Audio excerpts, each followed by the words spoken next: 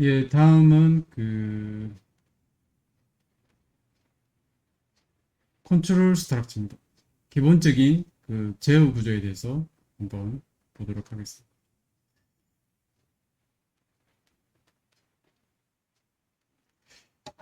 보통 이제 가장 기본적인 컨트롤 스트럭처죠. 제어 구조는 크게 세 가지로 되어 있습니다. 이게 시퀀스, 셀렉션, 이터레이션 또는 루프라고 합니다.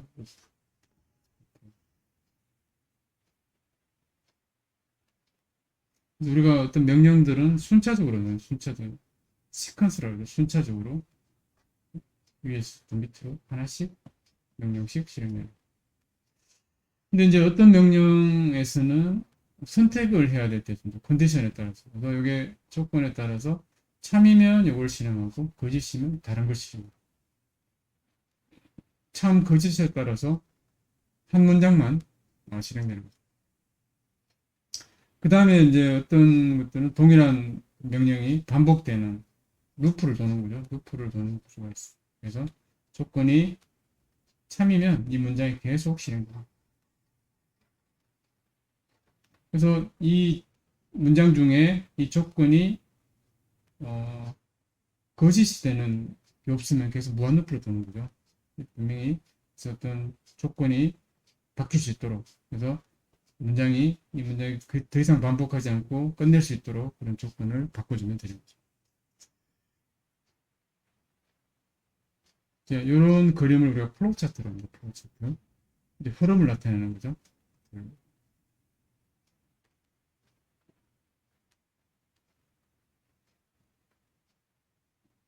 예, 자동차가 주행하는 게 있네요. 순차 구조, 그 다음에 선택 구조, 그 다음에 반복 구조. 반복 구조는 이제 우리가 포문이 있고요. while문이 있어요.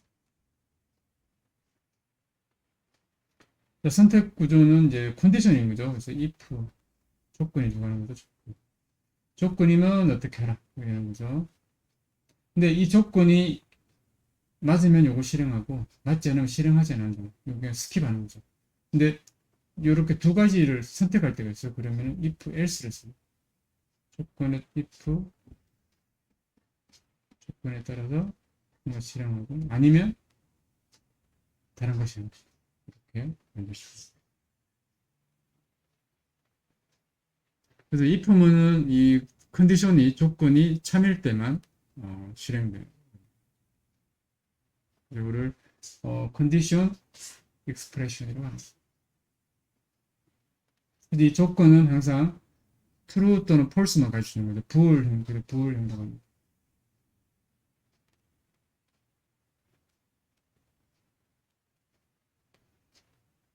네, 한번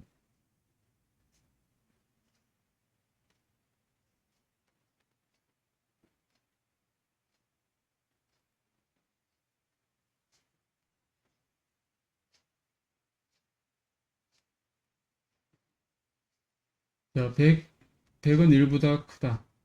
참이죠. 이거 true인 거죠. true. 반대로 1은 100보다 크다. 이건 false인 거죠. 이거죠. 이건 항상 true고 이거는 항상 false. 그래서 if문은 이런 조건이 있을 때는 그 조건이 참일 때만 실행되는 어, 방식입니다.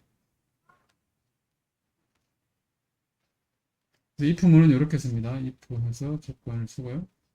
그 다음에 점 쓰게 됩니다. 그 다음에 실행할 문장을 이렇게 덜해서기를 하게 됩니다. 그리고 이 인덴테이션이라고 그러죠. 인덴테이션. 우리가 글 덜어쓰기 할 때, 그 다음, 글 덜어쓰기 하는 거죠. 이렇게 해서, 이걸 이제 우리가 블록이라고 그러는 거예요. 블록. 여러 개를 쓰게 되면, 요 전체가 요 조건이 참이면 다 같이 실행됩니다. 순차적으로 실행되는.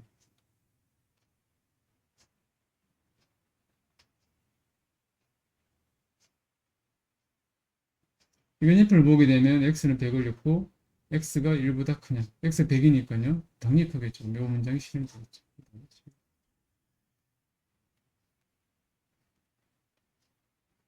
예, 파이썬에서는 이제 들여쓰기를 잘해야 됩니다. 들여쓰기가 틀리면 에러가 발생됩니다. 들여쓰기는 이렇게 해서 if문이 있으면 그 안에 조건식이 있고요. 그 다음에 콜론을 쓰고 그 다음에는 들여쓰기를 하게 됩니다. 그러면 요 조건에 맞는 문장들이 들여쓰기를 계속하게 되면 요 블록이 물론 한 개만 있을 수 있는데 블록이 다 순차적으로 실행됩니다.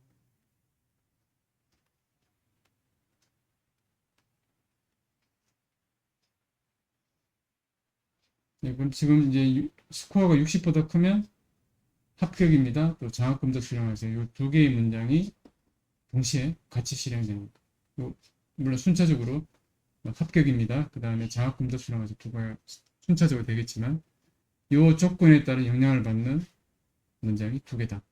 두 개뿐만 아니라 여러 개를 하게 되면 이 블락에 인덴테이션을 넣어가지고 이 밑에다 계속 적어주면 이게 있는 블럭이 이 조건에 따라서 참일 때 실행되는 문장이 되겠습니다.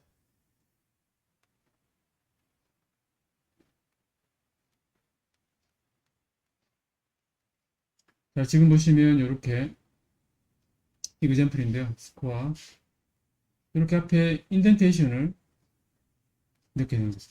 한번 이거는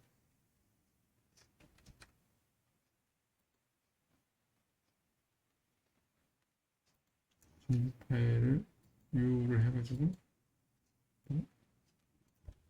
적어보겠습니다. 와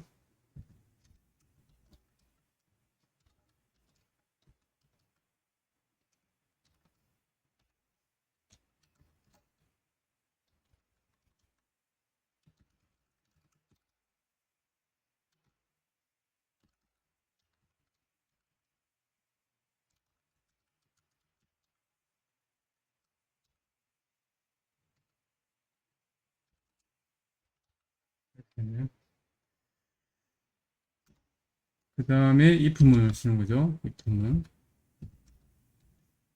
그리고 이제 이거는 그 색깔이 틀려지죠. 이제 대장어죠. 이미 이건 if라는 건 이미 내부에서 써오는 거기 때문에 여러분들 변수로 이거를 쓸 수가 없습니다. 리저브드 보드입니다. 리저브드 미리 정해진 겁니다. 스코어가 60보다 크거나 같으면 그렇게 됐죠. 그 다음 자동으로 지금 보시면 인덴테이션이 들어가 있죠. 들어가야 됩니다. 프린트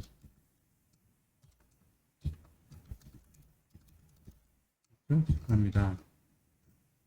그 다음에 또 프린트 합격입니다.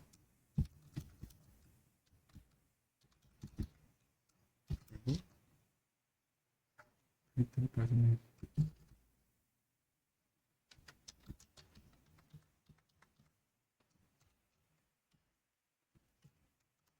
그리고 자금도 가져오죠.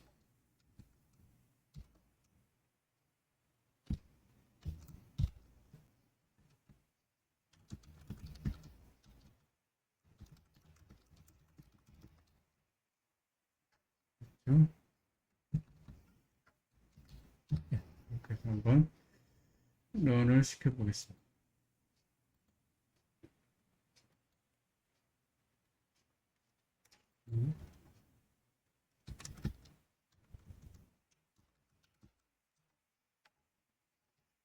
점수를 80점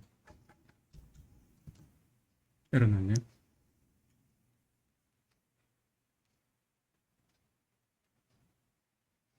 스코어라는 게 없다고 합니다. 스코어 네임 에러입니다. 스코어.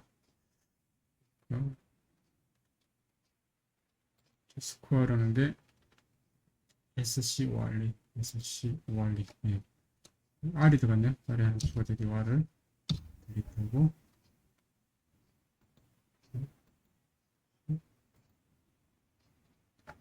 85 축하합니다. 다시 한 번 더 실행시켜보면 56. 네. 이제 네, 60보다 작기 때문에 그 밑에 조건에 맞게 실행되는 프린트문 3개 블록이 실행이 안 되었습니다. 이게 들어서기 인덴테이션이 이렇게 달라지면 에러가 발생됩니다. 인덴테이션 에러가 발생됩니다. 넘어갈게요. 어린이 뭐 이렇게 고등하는 거. 그 다음에 if else 문입니다. if else 문은 if core가 60보다 크면 아니면 else면 어떻게 해라. 그럼 요게 if하고 else는 인덴테이션이 같습니다. 위치가 같습니다. 그 다음에 프린트 안에 있는 내부 블럭은 인덴테이션 위치가 똑같습니다. 이렇게 되죠. else 이렇게 해서 한번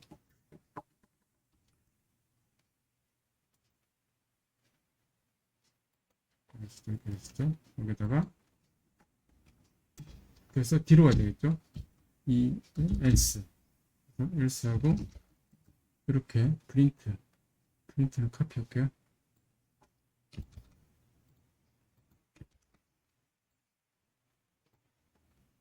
그래픽입니다.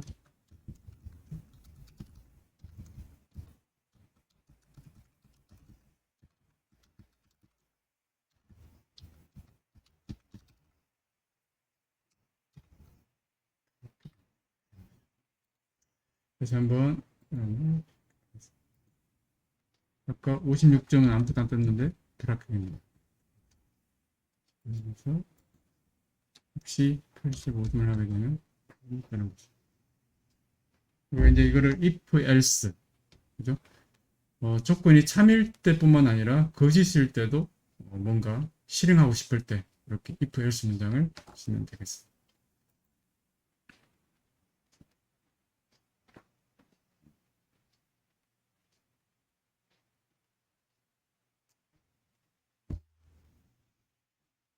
여기 그런 말이 있네요. 이게 뭐 이제 콜론이 있는 거는 인터프리트에게 아직 전체 문장을 끝나지 않았으니 잠시 해석을 미뤄달라. 이렇게 하는 겁니다. 예.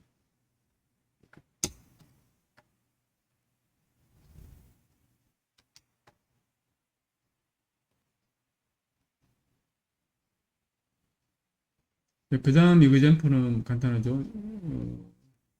시간을 주고 12시보다 작으면 오전 24시간 시간이죠. 그래서 25시다.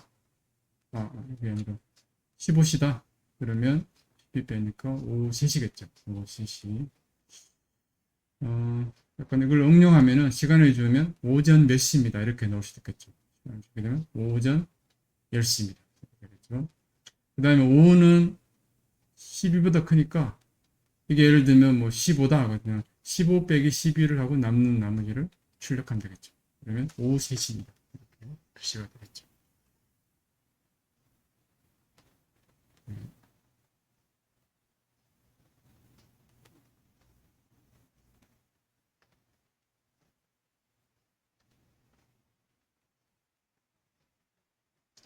다음 이그젠플은 그 점수를 입력받아서 홀짝을 검사하는. 그래서 나머지를 계산하는 퍼센트 연산자를 이용해서 2로 나눠주면 나머지가 0 또는 1이 되겠죠. 0이면 짝수죠. 그죠? 예를 들면 4 같으면 4를 2로 나누면 나머지가 0이니까 0은 짝수. 0 빼고 나머지는 1밖에 없죠. 2로 나눴을 때 나머지는 0하고 1밖에 없으니까 이런 홀수입니다. 이렇게 해서 일단 그거를